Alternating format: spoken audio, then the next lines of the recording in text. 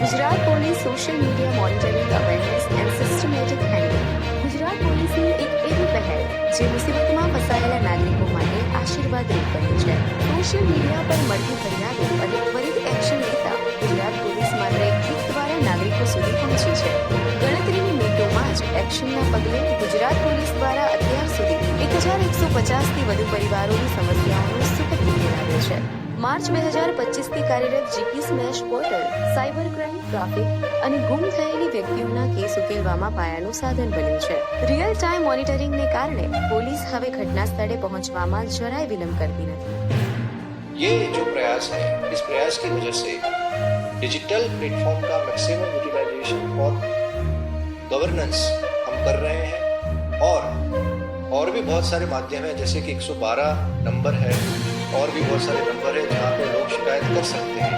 लेकिन कभी किसी को कोई और समस्या होती है या कुछ और मुद्दे ऐसे होते हैं या फोटोग्राफ टैग करने होते हैं या लोकेशन टैग करना होता है, ऐसे मामलों में जीपी स्मैश ये जो हमारा इनिशिएटिव है काफ़ी सफल साबित हो रहा है. આ સિસ્ટમ દ્વારા નાગરિકો લોકેશન અને ફોટો શેર કરીને ત્વરિત મદદ મેળવી શકે છે. તાજેતરમાં જ અભિનેત્રી નીલમ પંચાલે અસુરક્ષિત ટેક્સી મુસાફરી દરમિયાન સોશિયલ મીડિયા પર મદદ માંગતા પોલીસે ગણતરીની મિનિટોમાં જ સુરક્ષા પૂરી પાડી હતી. અહીં સેલિબ્રિટી હોય કે સામાન્ય માણસ, દરેક નાગરિકોની સુરક્ષા પોલીસ માટે સર્વોપરી છે. એક સ્ત્રી તકલીફમાં હોય અને મેં ટ્વિટર પર લખ્યું હોય તો જરૂરી નથી કે ટ્વિટરની ટીમ બીજા કોઈને ફોરવર્ડ કરે, ત્રીજા કોઈને ફોરવર્ડ કરે અને કાલુપુર સ્ટેશનથી કોઈ પોલીસ આવે તો બધા ફોન પર એવી ઇન્સ્ટ્રક્શન ના આપે કે કોઈ કલાકાર તકલીફમાં છે, કોઈ કલાકાર તકલીફમાં છે, એવું ના કે કોઈ સ્ત્રી તકલીફમાં છે. કે મને ગુજરાત પોલીસે ખૂબ મદદ કરી, એક સ્ત્રીની મદદ કરી છે, કલાકારની નહીં. અને એમને હું મારા તરફથી ખૂબ એમને હું થેન્ક યુ કહીશ ને સલામ કહીશ.